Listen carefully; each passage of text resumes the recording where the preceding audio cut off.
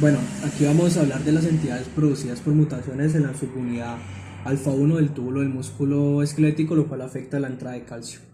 Dentro de esa patología se encuentra la parálisis periódica hipocalémica, la miopatía congénita, la hipertermia maligna y la enfermedad de Brody. Estas enfermedades son defectos genéticos que afectan los canales de ion calcio en el músculo esquelético. Entonces, en primer lugar, encontramos la parálisis periódica hipocalémica. Esta es una entidad AD, lo cual quiere decir que es autosómica dominante y puede ser heredada. Esta enfermedad eh, puede ser heredada y expresada si solo un gen está mutado. Entonces esta está caracterizada por tener ataques agudos espontáneos durante la noche y es más frecuente en varones que en mujeres. El gen se ha identificado en el brazo largo del cromosoma 1 y pues el paciente se despierta con debilidad, la cual puede variar durante el tiempo y también aumentando la rigidez. La fisiopatología pues se debe a una mutación en el gen que codifica el canal de calcio, pero también hay otras variables donde muta el gen que codifica canales de sodio y de potasio. Entonces también genes que codifican para receptores de dihidropridina también puede afectar estos, y la función como un canal de calcio sensible al voltaje desempeña pues una función crítica en el acoplamiento entre excitación, contracción sensible al voltaje. Entonces de esta forma, al generarse un potencial de acción, por decirlo así, en la superficie de la célula muscular, esta se traduce a una señal que induce la liberación de calcio. El diagnóstico de esta enfermedad se da mediante un test de provocación, el cual consiste en administrar glucosa por vía oral en diferentes dosis y en intervalos de 10 a 20 unidades de insulina subcutánea. Bueno, también se puede hacer un estudio neurofisiológico para el diagnóstico de esta enfermedad. En la parte de tratamiento y prevención, el tratamiento se basa en la administración de potasio por la vía oral, y pues se debe tener en cuenta que el potasio no debe ser administrado por vía intravenosa, ya que muchos de los diluyentes contienen glucosa y eso puede agravar la enfermedad. Y en la prevención, para disminuir el número de episodios sufridos, se hace mediante un tratamiento nutricional de bajo contenido de sodio y de carbohidratos, y además se hace uso de acetazolamida para disminuir episodios y mejorar la debilidad que sufre el paciente. Por otro lado, tenemos la miopatía congénita. Esta es una herencia de A y su gen afectado se encuentra en el brazo largo del cromosoma 19. Dentro de sus síntomas es un trastorno neuromuscular que presenta en la infancia, de hipotonia y un retraso en el desarrollo muscular. Su diagnóstico se puede dar mediante un examen de creatinina fosfocinasa CPK y una electromiografía. El tratamiento de esta enfermedad se puede hacer uso de corticoides administrados por vía oral en dosis altas y también con uso de fisioterapia. Por otro lado, tenemos la hipertermia maligna. Es un síndrome clínico también de herencia AD que afecta al músculo esquelético, y este se presenta por crisis de hipertermia y también se sufre de rigidez muscular. El diagnóstico es mediante una amnesia rigurosa del paciente, y también se puede hacer una prueba de CPK.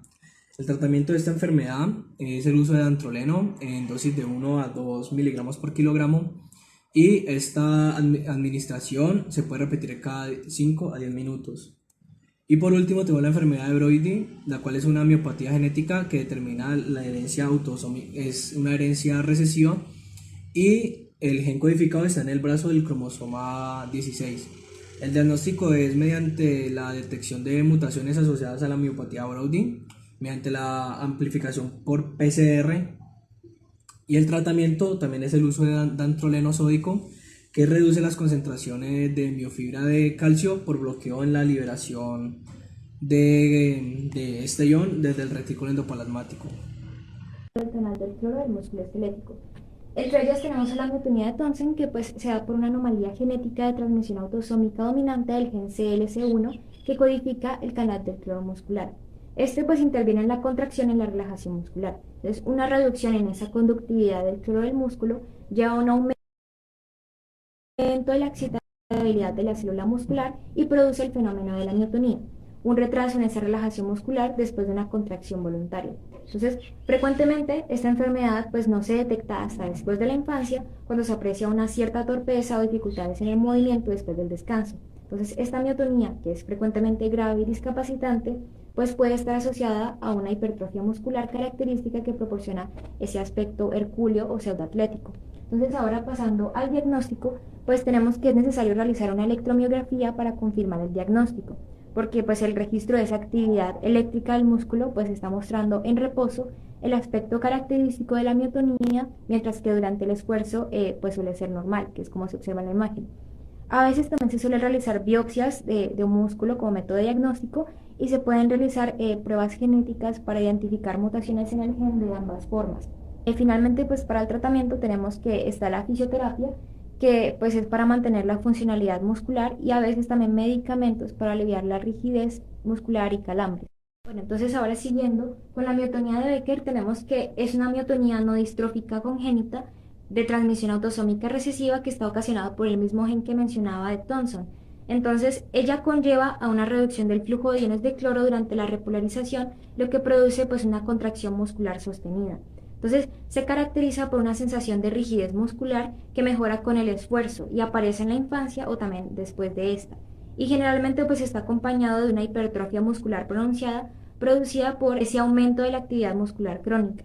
Entonces, respecto a Thomson, es bastante similar, solamente que pues es más grave y el retardo al inicio del movimiento es mayor. Entonces, los individuos afectados pueden ver comprometido su control postural y también sufrir caídas, así como mialgias o dolor muscular. Entonces, respecto al diagnóstico, tenemos que se sospecha cuando el paciente presenta una rigidez muscular que mejora con el ejercicio, que es un fenómeno denominado warm-up que lo podemos observar en la imagen. Entonces, o también pues cuando se produce una contracción miotónica provocada por esa percusión muscular, que pues es la imagen que podemos observar ahí. Entonces, por lo general para el diagnóstico se sugieren este tipo de, digamos, diagnósticos diferenciales, porque pues este fenómeno es exclusivo para este tipo de miotonía. Vamos a continuar con la entidad producida por mutaciones en el canal de potasio. Entonces tenemos el síndrome de Andersen, que es una enfermedad de canales iónicos donde el gen afectado, que es el KCNJ2, que codifica ese canal de potasio rectificador interno, pues entonces este canal está interviniendo en la estabilización del potencial de membrana en reposo y controla la duración de ese potencial de acción en el sistema musculoesquelético y también en el cardíaco. Entonces, la alteración de este canal está provocando la pérdida del control en la excitabilidad, lo que conlleva pues, a una parálisis flácida, arritmias ventriculares y alteraciones en el desarrollo del esqueleto.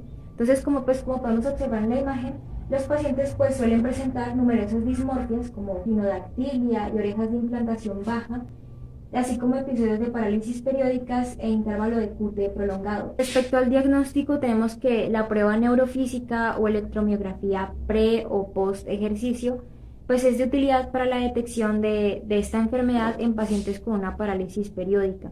Entonces también está el análisis genético. Respecto a los tratamientos, tenemos que pues están los fármacos antiarrítmicos, así como que pues los pacientes que ya presenten arritmias graves pues pueden necesitar un marcapasos. Pasando al probable origen canalopático genéticamente determinado, tenemos el síndrome de Schwartz-Jampel o también llamado neuromiotonía. Entonces, este es un desorden muy poco frecuente, ya que solamente pues, han sido reportados 130 casos a nivel mundial.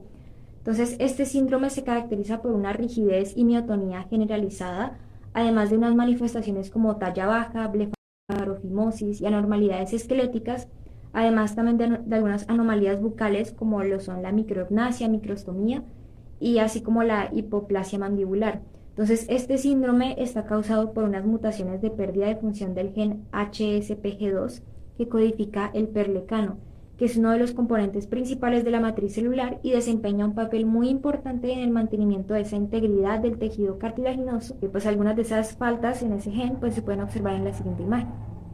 Entonces, ahora pasando al diagnóstico, pues tenemos que por lo general pues suelen ser análisis de sangre, biopsias musculares, electromiografías y estudios genéticos. Pero para el tratamiento pues se tiene también fisioterapia, generalmente pues con masajes y ejercicios, así como medicamentos que incluyen relajantes musculares y antiepilépticos. Y también se recomiendan mucho las inyecciones de toxina botulínica o Botox. Ahora bien, pasando a la enfermedad muscular de ondulamiento localizado, tenemos que es una afección poco común que afecta principalmente a los músculos y puede ser causada por cambios o mutaciones en el gen CAP3. El diagnóstico se da a partir de la observación en el historial médico del paciente, los síntomas y un examen físico que también tiene repercusión en las pruebas de laboratorio a las que se le hacen al paciente. Sus síntomas están caracterizados por una irritabilidad muscular, así como muchas contracciones continuas y calambres continuos que hacen que el músculo se quede quieto por más o menos alrededor de 3 segundos para poder volver a su estado normal de relajamiento. Hasta ahora no hay tratamiento para esta afección, pero lo que se ha establecido es que se haga una terapia física y ejercicios de estiramiento para promover la movilidad y prevenir contracturas. Pasando a las canalopatías autoinmunes, tenemos el síndrome de Isaac, que también es conocido como neuromiotonía y es un trastorno neuromuscular poco común causado por la hiperexcitabilidad y la activación continua de los axones de los nervios periféricos que activan las fibras musculares y que por lo general se le considera un trastorno de potasio con compuerta de voltaje. Los síntomas que incluyen rigidez muscular progresiva, contracciones o fasciculaciones continuas de los músculos, calambres, aumento de sudoración y retraso de la relajación muscular. El diagnóstico de este síndrome se basa en los hallazgos clínicos hechos anteriormente, los resultados de los estudios de conducción nerviosa y electromiografía. Para esta afección, su tratamiento se hace con medicamentos antiepilépticos, como se puede observar en la diapositiva. Y ahora podemos pasar a ver el síndrome de Lambert-Eaton, que actualmente se reconoce como un trastorno mediado por anticuerpos dirigidos contra los canales de calcio dependientes de voltaje tipo PQ y de tipo N presináptico de la unión neuromuscular. Los síntomas de esta afección son básicamente que se causa una debilidad muscular que tiende a comenzar en los músculos de la cadera y a terminar hasta extenderse hasta los hombros.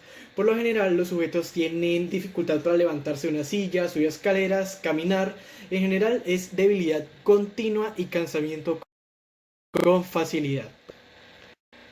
Un diagnóstico el diagnóstico más eficaz que se ha hecho ha sido a través de la electromiografía y los tratamientos que los podemos ver aquí en la diapositiva. Pasando a la intoxicación por ciguatoxina, tenemos que lo que hace la ciguatoxina es abrir los canales dependientes de sodio, afectando el funcionamiento global del organismo. Se produce un edema de las células de Schwann y en los axones de los nervios periféricos, bloqueando la amplitud y la conducción nerviosa. Los síntomas para esta enfermedad pueden ser gastrointestinales, neurológicos o cardiovasculares.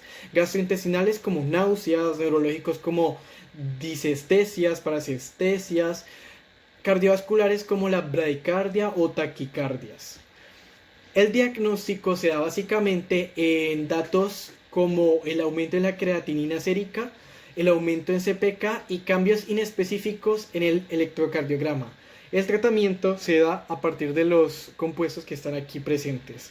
Ahora bien, pasando a las canalopatías adquiridas, tenemos principalmente el síndrome de Guillain-Barré, que es una afección donde el sistema inmunitario ataca al organismo partiendo del sistema nervioso periférico. Entonces este síndrome puede afectar a los nervios que controlan movimientos musculares, así como los que transmiten sensaciones dolorosas, térmicas y táctiles.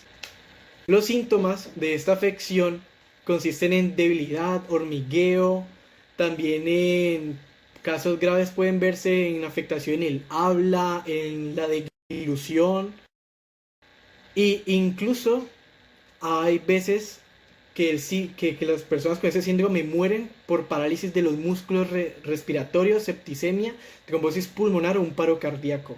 El diagnóstico se ha dado a partir de resultados de exámenes neurológicos generalmente, en particular una atenuación o pérdida de los reflejos